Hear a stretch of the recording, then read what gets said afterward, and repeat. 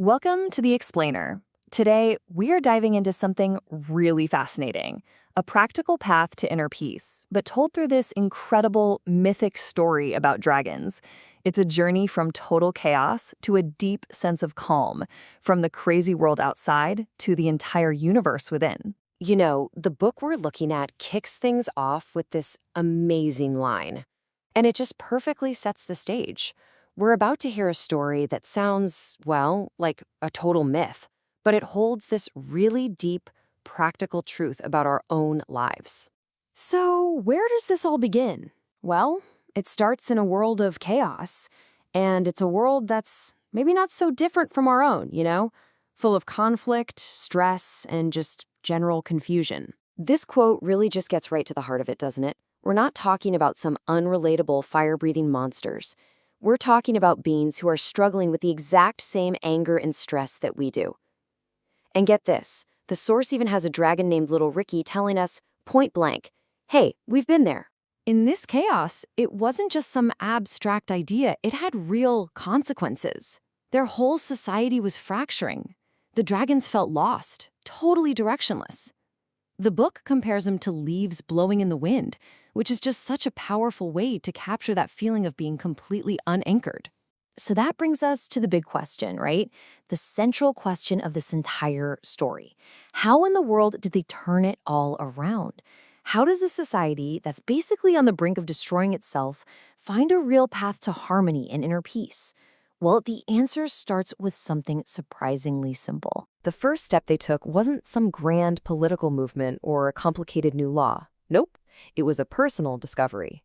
It started with a young dragon named Zoran, who just closed his eyes and, for the very first time, actually paid attention to his own breath. And this practice actually has a name. It's called pranayama.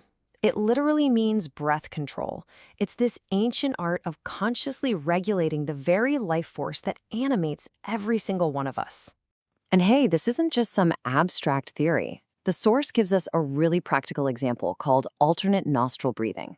As you can see from the steps here, it's a simple, rhythmic technique. It's designed to calm down your whole nervous system and balance your body's energy. It's actually something anyone can try right now. And this simple practice reveals a really powerful connection. If you can control your breath, you can start to control your inner state. A calm breath leads to a calmed mind, and that right there is the foundation for everything else that's about to happen. Okay, so once that mental storm started to calm down, the dragons were able to take the next step on their journey. They started to turn their attention away from the chaotic outer world and toward this huge, uncharted territory within themselves. This next stage is called pratyahara, and really it's all about the conscious withdrawal of your senses. It's not about ignoring the world, it's about choosing not to be yanked around by it all the time. It's kind of like closing the door to all the external noise so you can finally hear what's actually happening inside. This slide really breaks down the two worlds, doesn't it? You've got the external senses, which is basically like constantly chasing a carrot on a stick. Your happiness depends on an outside world that is always changing. But then you have the internal senses, and those are a doorway to something permanent, the universe that you carry inside you. Now this is where things get really fascinating. The source draws this incredible parallel between the mystical and the biological.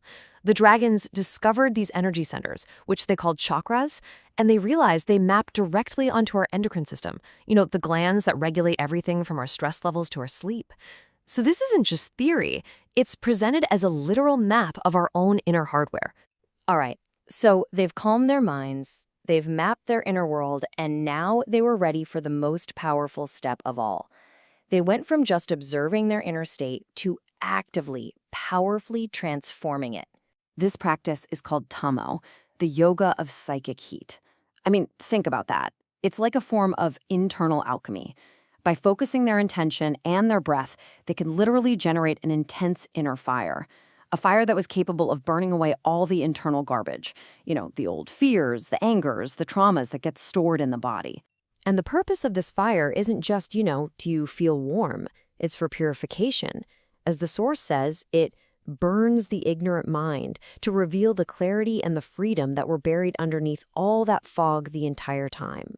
and in the source makes this absolutely mind-blowing claim about the practice. It says this isn't some slow, gradual process. It says that a single day of meditating in this state is as powerful as 100 years of normal evolution. Just an incredible accelerator for personal transformation. So, where does this all lead? This path of breath, of turning inward, of this inner fire? Well, it leads to the final destination, the ultimate realization of what we truly are. The end goal of this entire journey is to merge with what the Source calls the clear light, the fundamental consciousness of the universe, and to do it while you're still alive. It's about experiencing that enlightenment not in some afterlife, but right here, right now. And what's really cool is this isn't just some far-out Eastern idea. The Source connects it to this really well-known verse from the Bible, which just goes to show that this idea of a single focus leading to a body full of light is a universal truth found in wisdom traditions all over the world. This ancient poem that's shared in the text, it just so beautifully captures the paradoxical nature of this final state. It's a reality that's just beyond our normal senses. A palace with no foundation, a light seen without eyes, a music heard without ears. It is the experience of the universe within. So you think about it. The dragons started out completely lost in chaos, just like leaves blowing in the wind. By following this path inward, they transformed their entire world by transforming themselves. They didn't just find peace, they found the whole universe inside. Which really only leaves one question for us, doesn't it? What will you find?